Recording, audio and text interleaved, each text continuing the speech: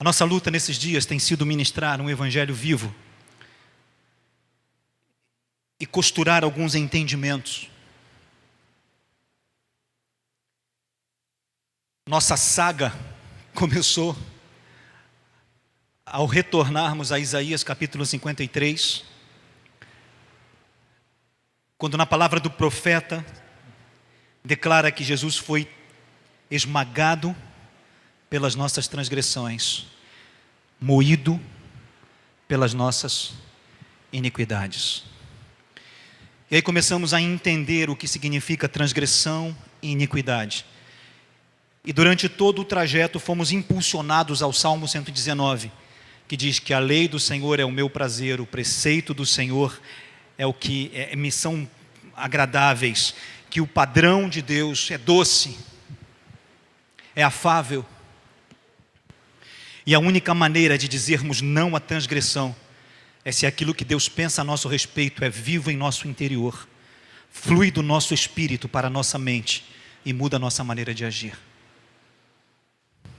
Se a palavra é mais do que uma camisa de força que nos leva a um comportamento, mas é vida que produz dentro de nós uma maneira diferente de pensar e, consequentemente, uma maneira diferente de agir. Entendem isso? Dentro do Salmo 119, nós encontramos 4 aspectos de como a lei, o mandamento, o preceito, o ensino de Deus, a palavra, o que Ele pensa a meu respeito, muda a minha maneira de ver. O primeiro aspecto são os aspectos emocionais, os interiores, as angústias, as aflições, as inquietações, as ansiedades. O segundo aspecto são os aspectos relacionais, os relacionamentos interpessoais. Boa parte das nossas crises está nas nossas frustrações. Boa parte de nossas crises estão em nossas frustrações, nos nossos relacionamentos interpessoais, porque esperamos de outras pessoas aquilo que muitas vezes elas não podem nos dar, e porque baseamos a nossa satisfação na resposta de alguém, baseamos o nosso preenchimento, a nossa plenitude em se somos ou não amados o tanto quanto queríamos, e fazemos altas expectativas nos outros, e aí nos frustramos achando que os outros nos frustram, quando na verdade quem nos frustra é a nossa própria expectativa.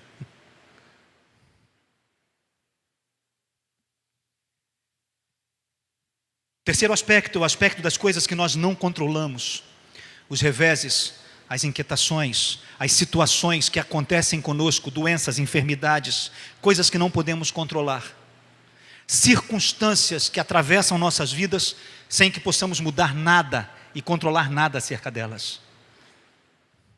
E por fim, o elemento que o salmista nos apresenta, que é quando somos perseguidos, quando coisas acontecem conosco sem que nós as tenhamos semeado.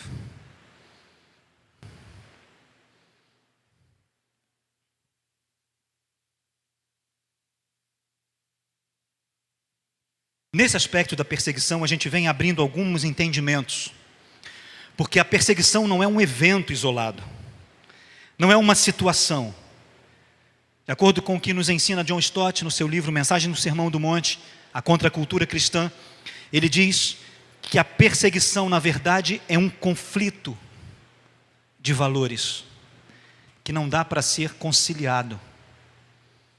Porque à medida que vivemos em Jesus, nós queremos viver coisas nele, e ele exige de nós padrões e posicionamentos que ofendem e inquietam aquilo que está posto por valores ao nosso redor.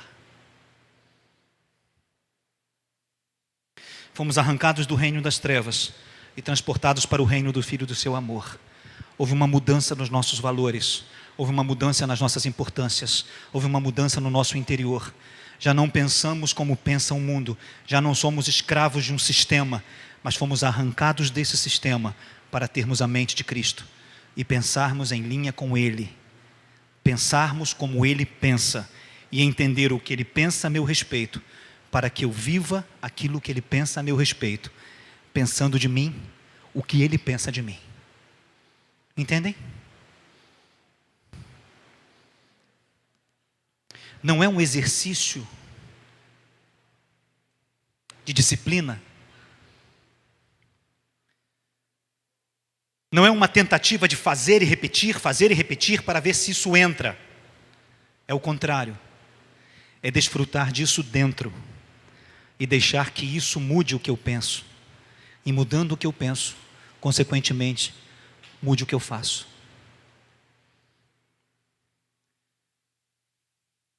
A igreja da nossa geração tem negociado a palavra por ideologias, tem negociado a palavra por pensamentos, tem negociado a palavra em troca de circunstâncias sociais.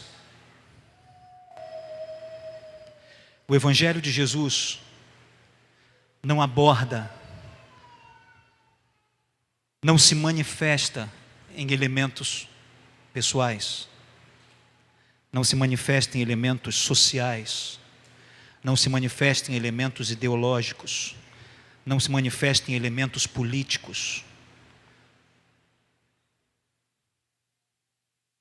Nós não fomos chamados para sermos revolucionários, nós não fomos chamados para sermos ativistas, nós fomos chamados para sermos parecidos com Jesus. E o caráter dele, a humildade dele, são os dois elementos mais marcantes. Quando ele diz: tomai sobre vós o meu jugo e aprendei de mim, que sou manso e humilde de coração. Então chegamos a um ponto onde entender esse conflito se manifesta por duas perspectivas que o apóstolo Paulo apresenta em Colossenses capítulo 3. Despir e vestir. Despir-se e vestir-se. Pois que já vos despistes do velho homem com os seus feitos, ele diz no verso 9, e no verso 10 ele diz: e vos vestistes do novo, que se renova para o conhecimento, segundo a imagem daquele que o criou. O conflito da perseguição é aquilo que eu vou despir e aquilo que eu vou vestir. Vamos lá, Juju. Pode passar. Colossenses 3:10, ao tratar isso, o apóstolo Paulo diz que nós devemos nos revestir do novo, que está sendo renovado em conhecimento, à imagem daquele que o criou, a imagem do Criador.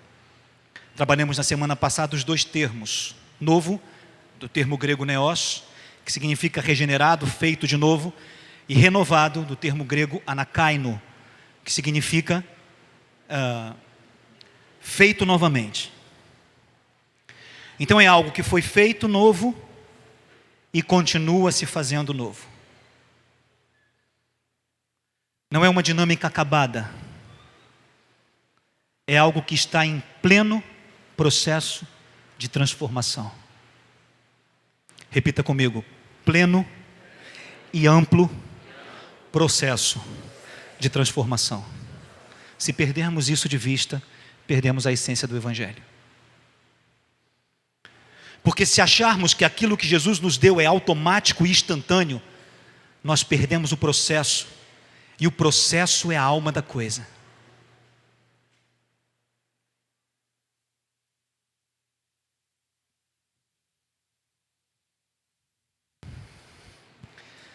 Parece que algumas pessoas têm umas visões interessantes. Eu estava lendo a obra de Cora Coralina e me chamou a atenção uma frase que coloquei no início da minha dissertação, porque ela corresponde a esse entendimento que eu tenho do Evangelho. Uma das suas poesias, Cora Coralina diz: o que importa não é o ponto de partida e nem o ponto de chegada. O que importa é a caminhada. O que o apóstolo Paulo está nos dizendo, em outras palavras, é exatamente isso. Quando ele fala de um novo que se renova, nós precisamos olhar de onde saímos e para onde chegamos, ou aonde vamos chegar. Mas mais do que olhar de onde saímos e para onde vamos, é desfrutar dos processos de transformação que ocorrem conosco pelo Espírito de Deus, no novo que se torna novo novamente. Redundante, né? O novo que se torna novo novamente.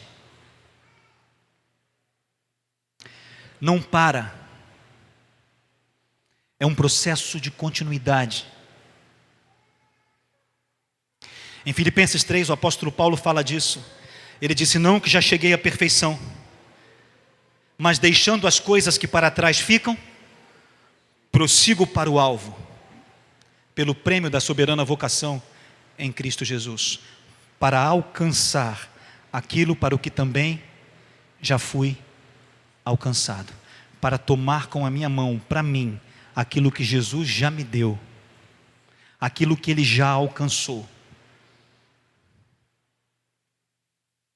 Há muito tempo cantávamos um cântico que tinha a seguinte letra: tudo que Jesus conquistou na cruz é direito nosso, é nossa herança.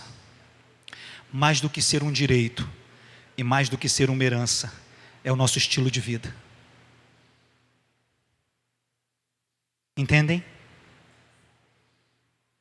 Não é uma herança que recebemos para desfrutar dela, é uma herança que recebemos para vivê-la. Aquilo que Jesus conquistou por nós na cruz, não é uma coisa para colocarmos no peito e dizermos somos salvos.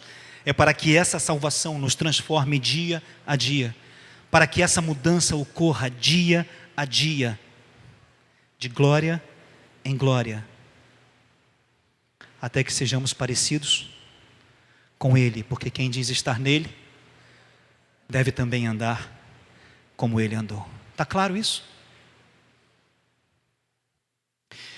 E aí então o apóstolo Paulo começa a trabalhar conosco de 12 a 17. Que novo é esse que nós devemos nos vestir? Semana passada trabalhamos aquilo que devemos nos despir. E aí iniciamos, na semana retrasada, na semana passada começamos a trabalhar o que temos que nos vestir. Vamos ler juntos? Revesti-vos, pois, como eleitos de Deus. Vamos começar de novo? Leia junto. Permita que você olhe e declare isso, para que você possa ler e escutar. Vamos lá? Juntos?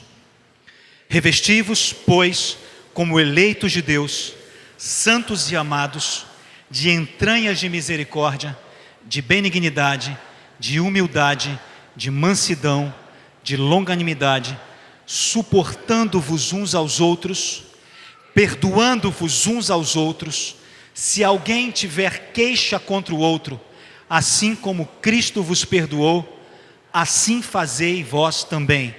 Sobre tudo isto, revesti-vos de amor, que é o vínculo da perfeição. E a paz de Deus, para a qual fostes chamados em um corpo, domine em vossos corações e sede agradecidos. Vamos lá, Juju. A palavra de Cristo habite em vós abundantemente, em toda a sabedoria, ensinando-vos e admoestando-vos uns aos outros, com salmos, hinos e cânticos espirituais, cantando ao Senhor com graça em vosso coração. É impressionante como esta palavra realmente é cantar.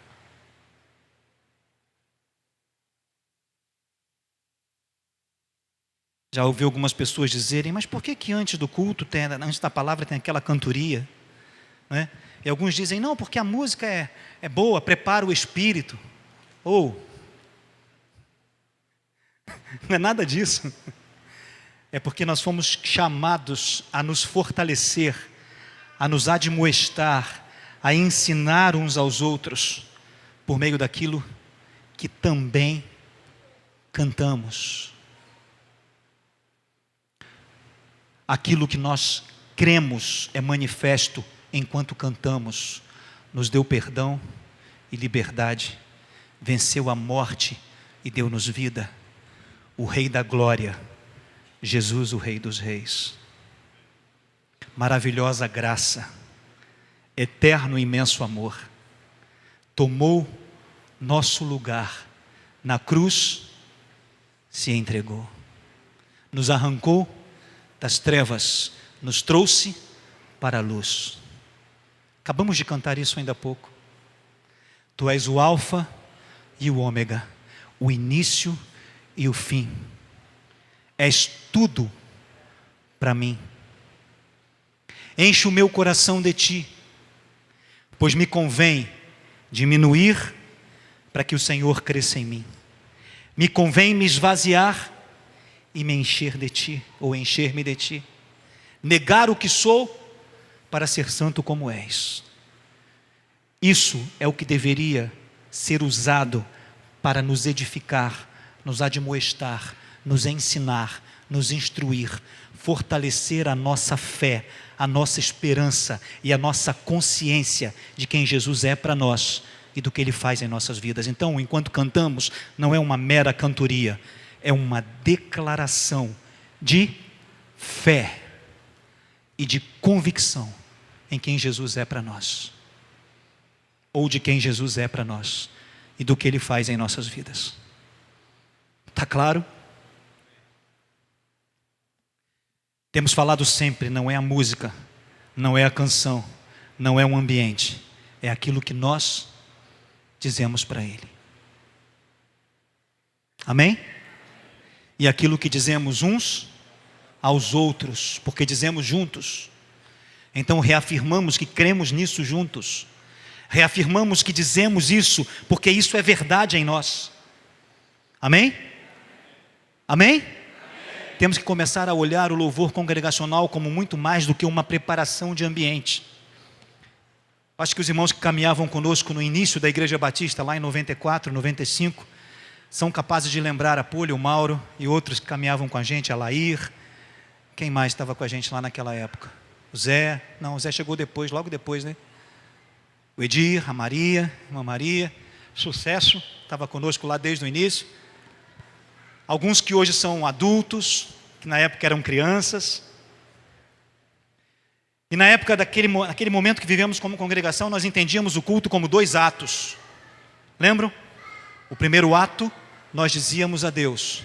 O segundo ato, Deus falava conosco. E nós entendíamos que o culto se dividia em 2 momentos específicos, onde nós dizemos e onde Ele diz. Mais do que isso, o tempo de adoração, ele se reveste de uma proclamação profética, de apropriação do que nós cremos e de admoestação, de ensino e de fortalecimento, enquanto declaramos juntos a nossa fé, a nossa esperança e a nossa certeza em Jesus. Amém? Precisamos entender isso. Muito mais do que uma preparação para um outro ato, a proclamação de louvor por si é uma declaração viva de fé e de esperança em Jesus. Não estamos criticando a visão daquele tempo. Estamos dizendo que a graça de Deus amplia a nossa maneira de ver. Não anula nada. Pelo contrário, amplia. Continua, Juju. Juntos? E quando fizerdes, por palavras ou por obras, fazei tudo em nome do Senhor Jesus, dando por Ele graças a Deus Pai. Hoje nós vamos nos centrar na continuidade do que nós devemos nos vestir. E nós paramos exatamente na semana passada em suportando-vos uns aos outros. E hoje nós vamos tratar de perdoando-vos uns aos outros. E se alguém tiver queixa contra o outro, assim como Cristo vos perdoou, assim fazei vós também. Vamos entender algumas coisas básicas sobre perdão. A palavra perdão, ou perdoar, é um verbo, carizomai. Ele vem da mesma raiz da palavra graça, que é caris, e da mesma raiz da palavra dom, que é carismata. Está claro? A impressão que nos dá é que caris e carismata são substantivos que, ao se transformarem em verbos, são transformados para carizomai, que nós entendemos e traduzimos por perdão. Por favor, É muito importante entender isso. Porque o nosso conceito de perdão, ele é antropológico. Ele é do homem. Então nós entendemos naturalmente que eu preciso perdoar a quem me pede perdão. Eu preciso resolver questões de amargura com aqueles que me dizem: olha, desculpa porque eu te amargurei. Não é assim? Perdão é algo que a gente dá para quem merece. Perdão é algo que a gente dá para quem vem e diz: olha, eu reconheço que eu errei. Certo? Errado. Perdão é muito mais amplo. Perdão é agir com um favor gratuito, sem cobrança e sem reconhecimento. É não impor punição. Perdão é ser livre da ofensa. E assim como a amargura é algo que faz mal a você e não ao outro que te ofende, perdão também é algo que te liberta. Porque nós já vimos as implicações da amargura em 2 textos. Lembram quando tratamos de amargura? Lembram? Qual foi o primeiro texto? Vamos lá, Juju. Primeiro texto, Hebreus capítulo 12, de 12 a 15.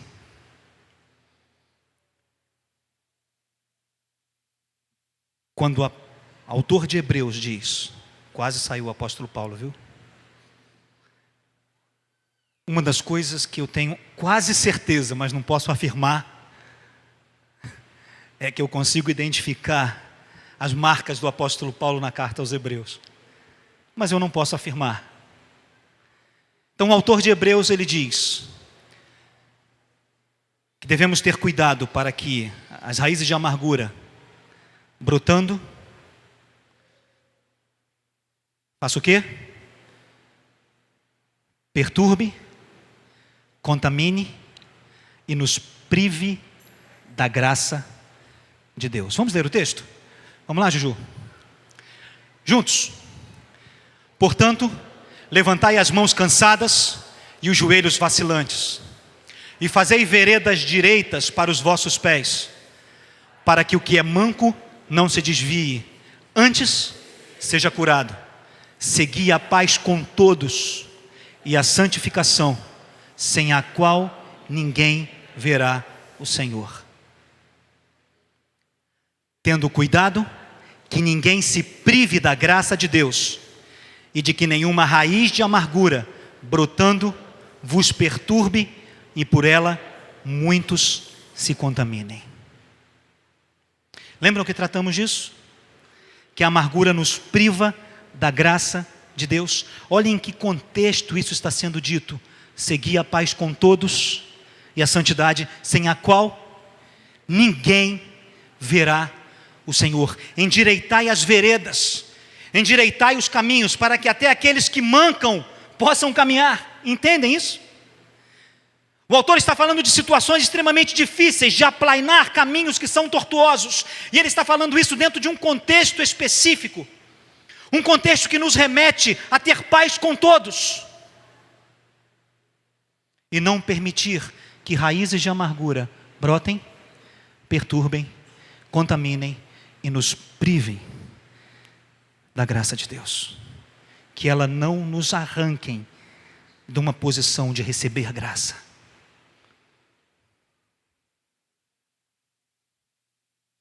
Segundo texto, Mateus 18, de 21 a 35. Também é um contexto de perdão. Nesse texto, Jesus começa questionando, ou Pedro começa questionando a Jesus, quantas vezes se deveria perdoar. Lembram? Ele diz, 7 vezes. Jesus diz o que para ele? Diz o que para ele? 70 vezes 7. Só que na verdade, ele começa a contar uma história, aquela que nós contamos naquele dia, de um homem que chama os seus servos para prestar contas. E ele encontra um indivíduo que devia uma grana, uma quantidade de dinheiro que seria impossível de ser pago, mesmo que ele vivesse trabalhando para o seu rei a vida inteira. Era muito mais do que 70 vezes 7. Vamos dar uma olhadinha? Quando a gente ministrou esse texto, a gente trouxe algumas informações. Qual era a dívida do servo? De acordo com o texto. 10.000 talentos. Sabe o que era correspondente 10.000 talentos? 216 toneladas de prata. Você está brincando comigo, né? O indivíduo conseguia acumular uma dívida de 216 mil toneladas de prata. Se essa conta estiver errada, não é? Por favor, está no site Impacto. Mas a conta está certinha. 216 toneladas de prata. Um talento corresponde a mais ou menos 6.000 denários. O denário é o que o indivíduo recebia pelo trabalho de um dia. Então, se você faz a conta de 10.000 vezes 6.000, você vai achar aquele monte de zero lá. 60 milhões de dias de trabalho. É trabalho para mais de metro. Aquele homem teve essa dívida perdoada pelo rei. Muito mais do que 70 vezes 7. Ao contar essa história, Jesus começa a dizer que perdão é algo que cobre o que não pode ser pago. Repita comigo: o que não pode ser pago. Quando você é ofendido, não há nada que a outra pessoa possa fazer para remover a sua dor. Por isso que perdão é algo que não mensura a ofensa, mas é da mesma raiz da graça. É dar sem merecimento. Está claro isso?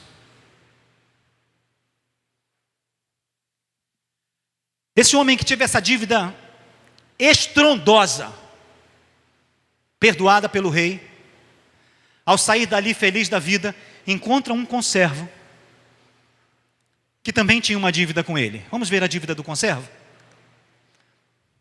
Quanto? 100 denários. Um denário corresponde a aproximadamente 4 gramas de prata, o salário de trabalho de um dia. Então aquele conservo poderia pagar ao servo que foi perdoado sua dívida com aproximadamente 3 meses e pouquinho de trabalho. Não era uma coisa tão absurda.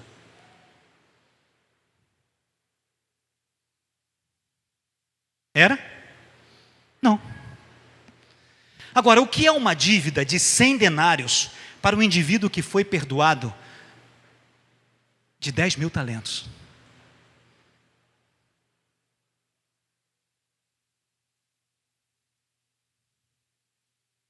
O que é uma dívida de 100 denários para alguém que devia 10.000 talentos e aquilo lhe foi sem que ele pudesse pagar?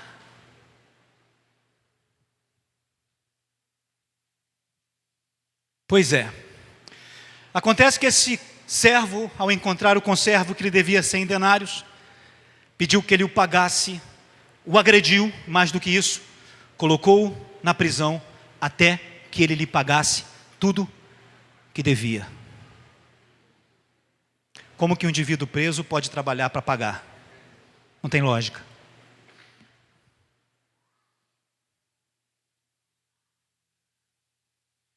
Ao ouvir o que havia acontecido, os conselheiros do rei tomaram conhecimento do que houve, isso está no texto, e eles levaram a informação ao rei que o servo não perdoou essa dívida michuruca do seu conservo. Sabe o que o rei fez? Sabe o que o rei fez? O que o rei fez? Olha aí no texto. Está escrito aí, Juju? Ele chama aquele servo e diz: servo malvado, perdoei-te aquela dívida toda, porque me suplicastes. Não devias tu, igualmente, compadecer-te do teu conservo, como também eu me compadeci de ti? Agora, a cacetada maior não é essa. É o que Jesus diz depois. Vamos lá? Indignando-se o seu senhor, entregou o servo, que agora voltou a dever, entregou os verdugos, até que lhe pagasse toda a dívida. Aí termina a história. E o que vem depois é um alerta de Jesus. Quando eu expus essa história, algumas semanas atrás, nós não trabalhamos esse contexto do que Jesus diz depois, porque isso se aplica ao contexto de perdão, e não ao contexto de amargura. Vamos ler o que está sublinhado? Assim vos fará meu Pai Celestial, se de coração não perdoardes cada um a seu irmão. Assim vos fará. Fará o quê? O que ele fará?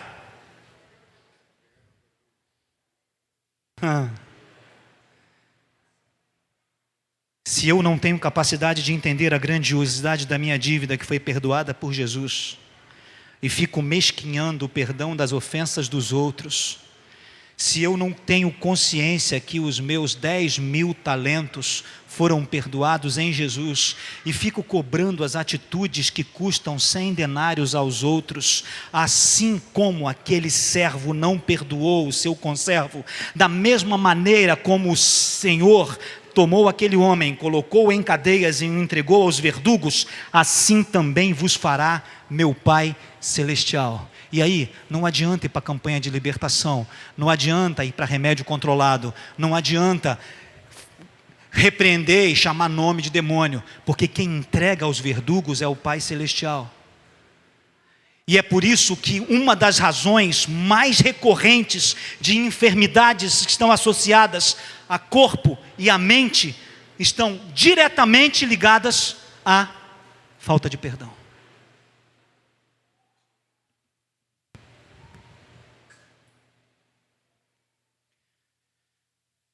Porque verdugos trabalham.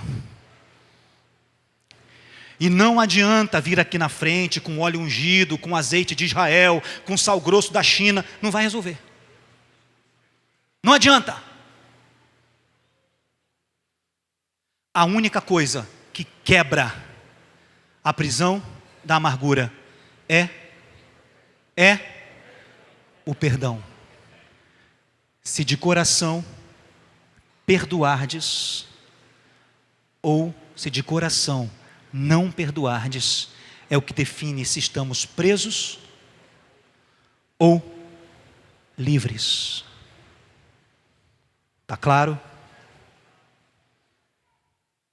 Amargura não é brincadeira, e perdão muito menos.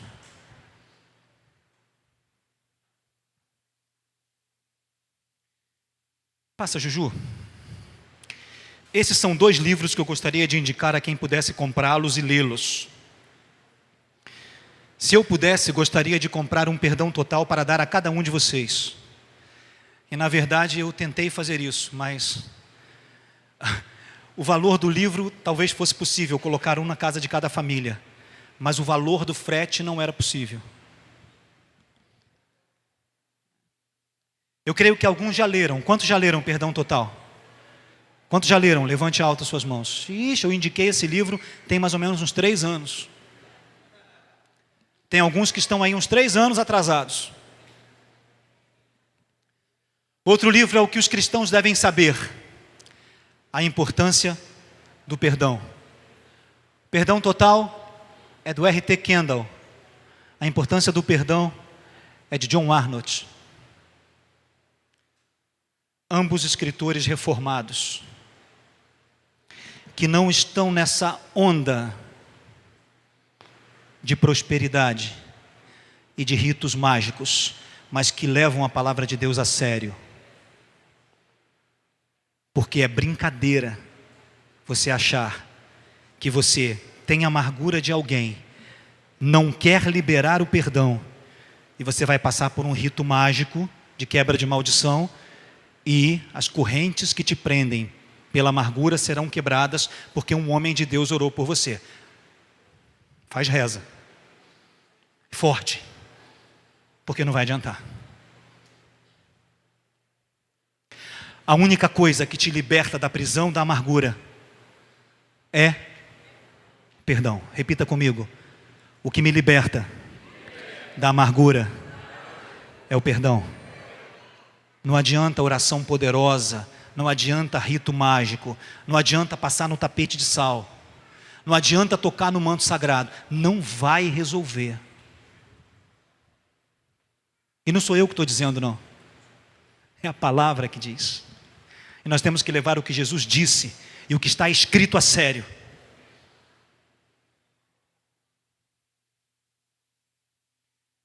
Se guardarmos amargura, somos entregues aos verdugos e começamos a sofrer por isso enfermidades, em crises, inquietações, vazios, dores de alma, dores de espírito, até que a cura venha sobre nós. E a cura vem sobre nós quando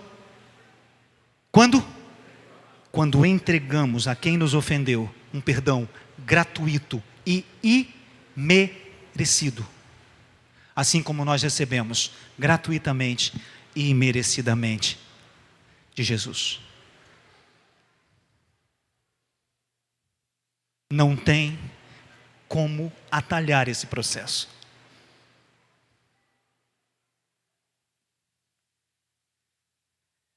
Gostaria de compartilhar algumas coisas que foram ditas nestes livros.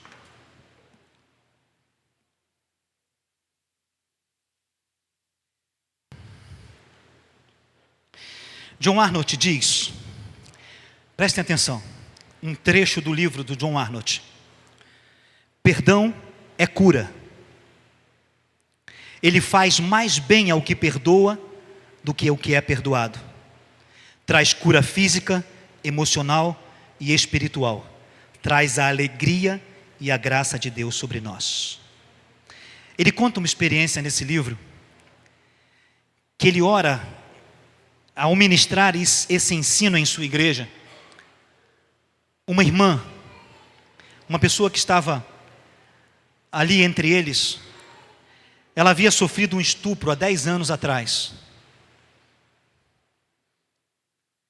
E ela foi espancada e estuprada. E os seus ossos doíam. Apesar dela receber todo o processo, os seus ossos doíam.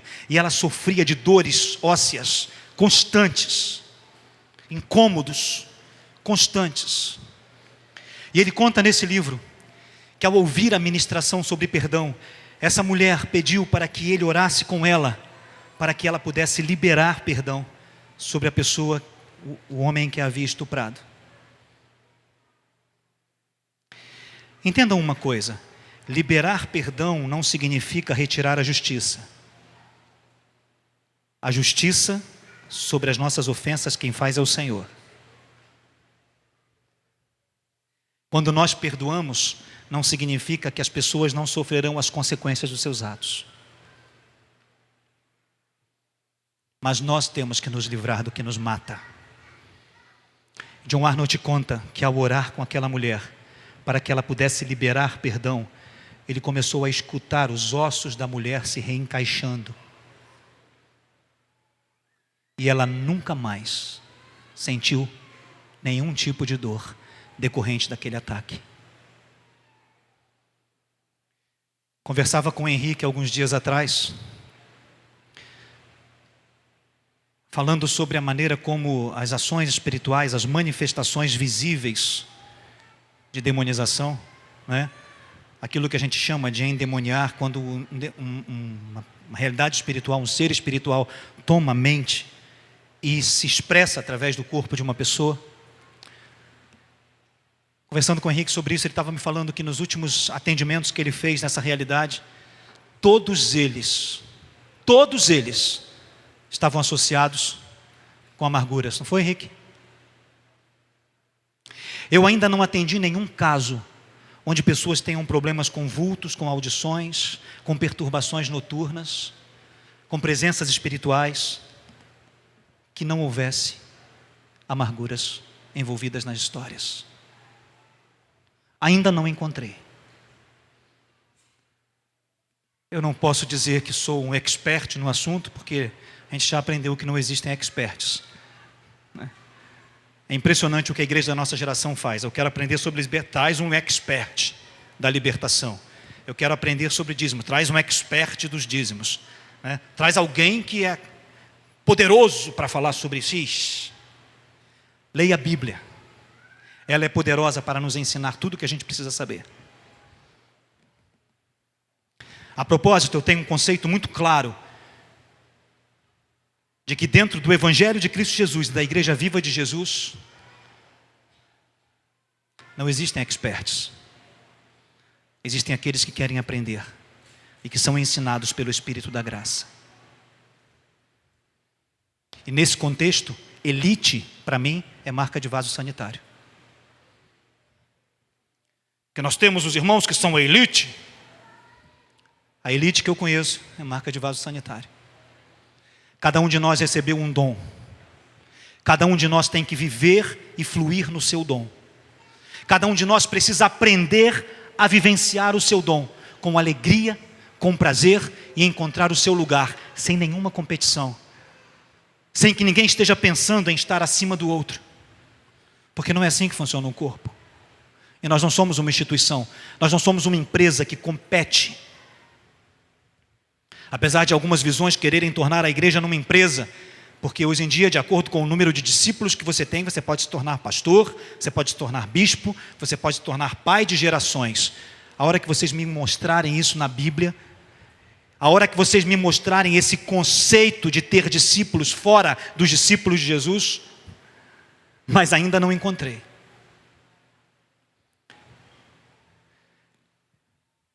Eu posso dizer que dos 30 anos que tenho tido o privilégio de servir a igreja, alguns anos em Araruama, 1 ano em Silva Jardim, 7 anos e meio na Igreja Batista, e o resto que eu não sei nem mais contar aqui. Já vamos quase 18, 17 anos e meio que vocês me suportam, eu não sei como, deve ser graça, favor que eu não mereço. Nunca vi e nunca funcionou conceito de elite, conceito de especialidade, e nunca vi um caso em que demônios agissem trazendo enfermidades espirituais que não estivesse associado a quadros de amarguras. Perdão é liberdade. Diga, perdão é liberdade. Não é libertação não, libertação é o processo. Perdão é liberdade. Quando você perdoa, você está livre daquela amargura e de todas as consequências daquilo. Está claro? Amém? Amém?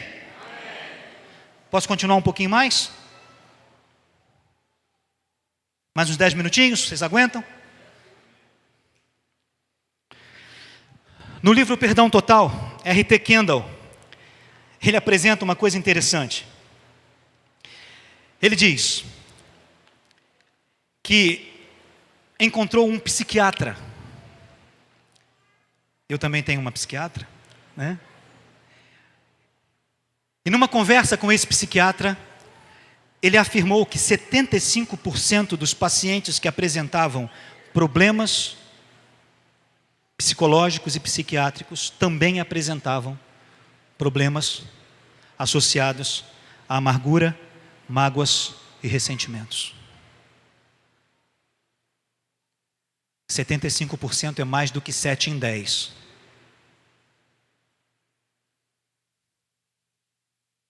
Não, é mais do que 7 em 10.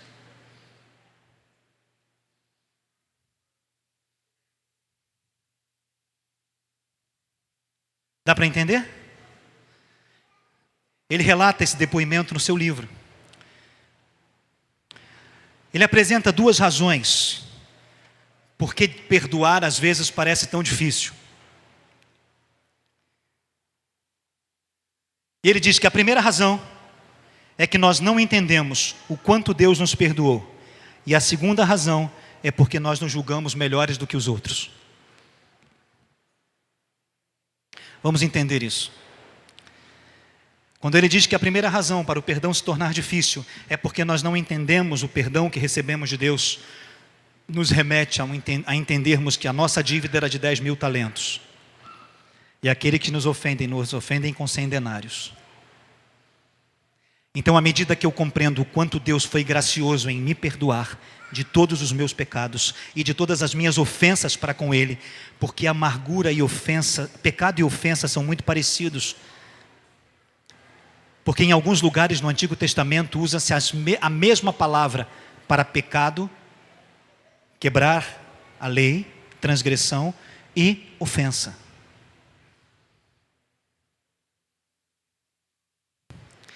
Quando nós pecamos contra Deus, nós o ofendemos, assim como os outros nos ofendem. E Jesus nos lembra disso quando Ele nos ensina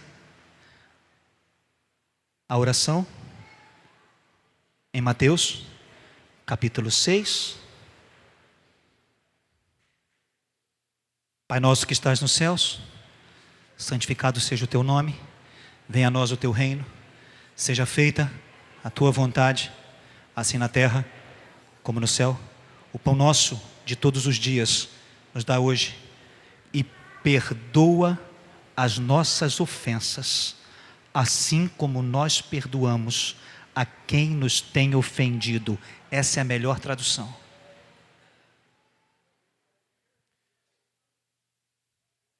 Jesus faz com que a gente lembre que com o mesmo perdão que fomos perdoados, somos capazes de perdoar. E quando entendemos a grandiosidade do perdão que nos foi dado e a quantidade de ofensas que não foram tomadas em conta, então começamos a entender que as pequenas ofensas do dia a dia, ou as grandes ofensas, não chegam perto daquilo que nos foi perdoado. Dá para entender?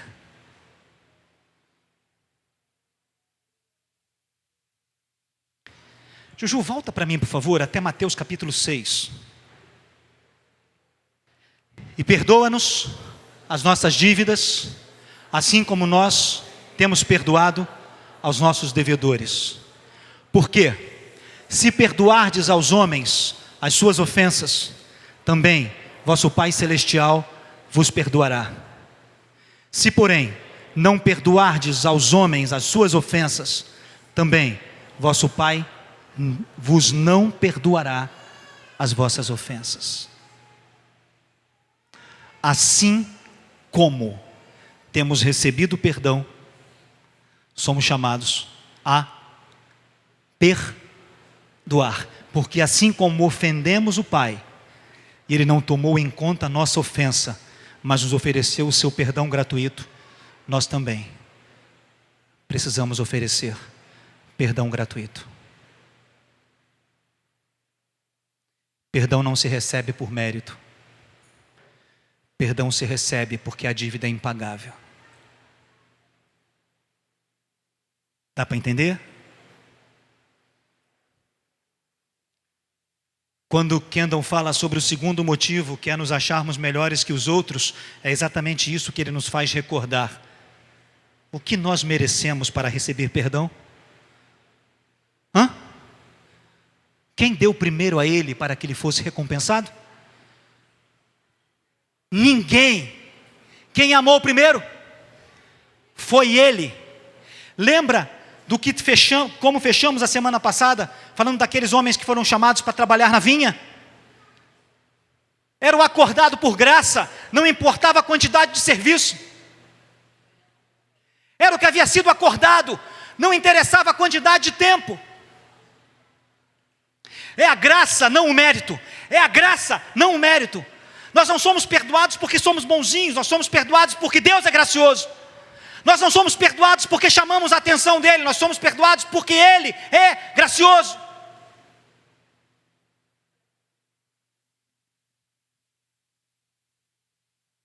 Aí as distorções vêm nas formas das músicas mais interessantes.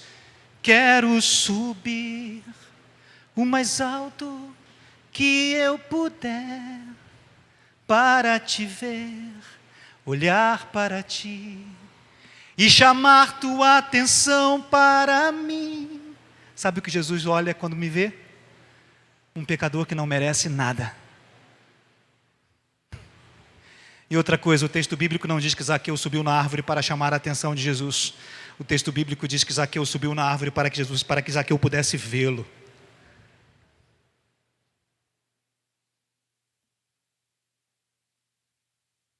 E nós nos embriagamos com a música e distorcemos os nossos conceitos de graça e achamos que aquilo que nós recebemos é porque estamos chamando a atenção de Deus. Mentira da grossa.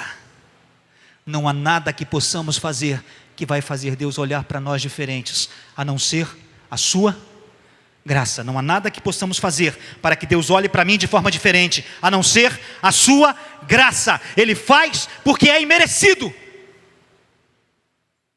E o Evangelho é graça sobre graça, não é mérito sobre mérito.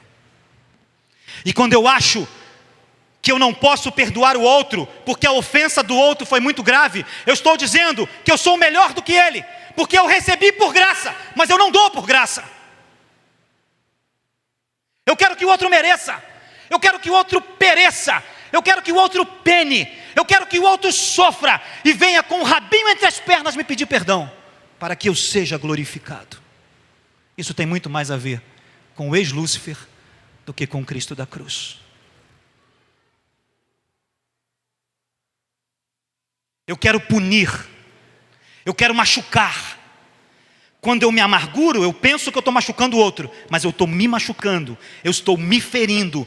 E quando eu nego o perdão, eu penso que eu estou punindo o outro, mas eu estou assinando a minha sentença de prisão. Entendem? Para ser educado é dizer que isso é burrice. Para eu ser educado e não baixar mais do que isso. Você achar que a sua amargura é uma punição, você achar que o seu desprezo é uma punição, é porque você se acha superior aos outros. É porque o teu orgulho te cegou. De graça recebei, de graça dai. Assim como vosso Pai Celestial vos perdoou, perdoai vós também. Porque se vocês perdoarem, serão perdoados. Porque quando perdoamos, demonstramos que temos graça. E não nos privamos da graça de Deus. Quando eu não perdoo, eu me privo da graça. Quando eu perdoo, eu me envolvo na graça. Isso não é uma ameaça. Isso é um dispositivo. Quem tem ouvidos para ouvir, ouça! Isso não é uma ameaça, é um dispositivo. Deus não está nos dando uma ameaça, Cristo não está nos dando uma ameaça, mas um dispositivo. Ele diz que a graça é maior do que a ofensa. Aonde o pecado e a ofensa foi grande, maior foi a graça. E quando eu perdoo, eu saio da condição de me privar da graça de Deus, porque a amargura priva da graça de Deus. Então, quando eu perdoo, eu abro o dispositivo para que a graça me alcance e eu posso receber perdão, porque perdão de Deus para mim é por graça. E se eu estou privado da graça, como posso receber? Se eu pudesse colocar isso dentro do seu cérebro e escrever isso dentro do seu espírito, eu faria. Durante muito tempo eu achei que essas palavras de Jesus eram uma ameaça. Ou vocês perdoam, ou vocês não serão perdoados. Graças a Deus que o Espírito ilumina os olhos do nosso entendimento para entendermos pelo Espírito de revelação aquilo que nos dá Por graça, Jesus. Como eu posso receber perdão se a minha amargura me priva da graça de Deus? E o perdão é por graça. Quando eu não perdoo, eu me ponho numa posição de não receber graça. E se eu não posso receber graça, como vou receber perdão se perdão é por graça? Então, quando Jesus me diz perdoa, Ele diz: esse é o dispositivo para que você possa acionar a graça sobre você. Não é uma ameaça, não é um princípio mágico, não é um padrão ritual, é um dispositivo. Se eu perdoo, eu me livro da amargura que me priva da graça. Se eu perdoo, eu já não estou privado da graça, então a graça de Deus me alcança para que eu receba perdão. É impressionante isso.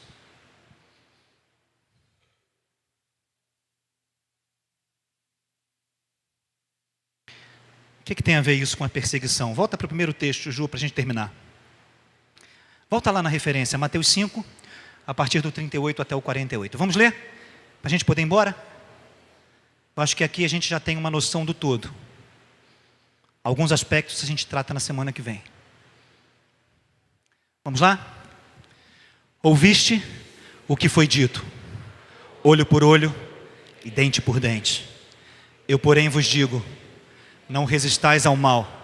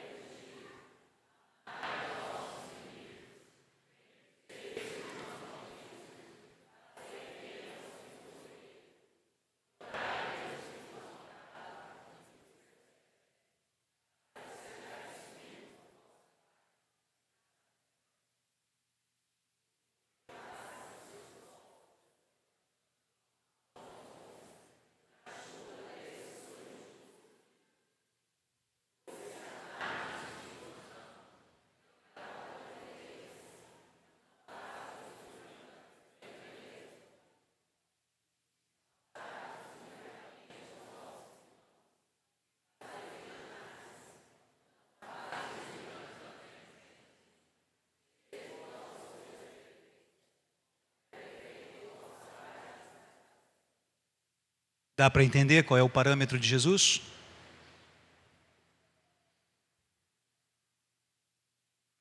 Alguns vão olhar para esse texto e dizer: utopia. Sabe o que é uma coisa utópica? É algo que nunca vai chegar a ser concluído, alcançado de verdade. Pois eu olho para esse texto e o meu coração brama esperança, porque é o que eu espero ser, pleno como Ele é pleno. Amém? Juju, vamos ficar de pé? O último slide, por favor.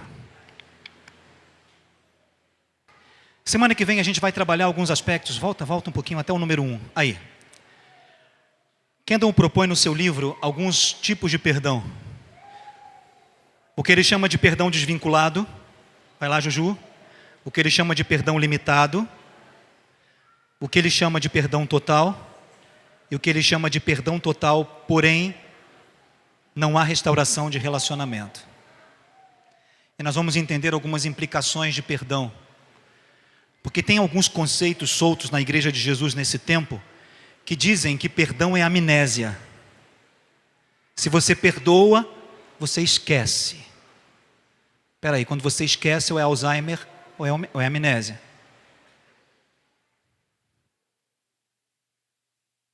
Então nós vamos trabalhar alguns aspectos aí. Por favor, Juju. Eu gostaria que a gente terminasse com esse entendimento. Vamos ler juntos? Perdão é unilateral e não depende da ação ou reação dos outros. É uma decisão e não um sentimento.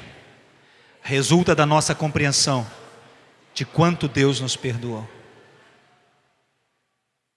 Dê uma pensada sobre isso essa semana. Nós vamos voltar aqui, porque eu creio que perdão é algo que todos nós precisamos aprender. Amém?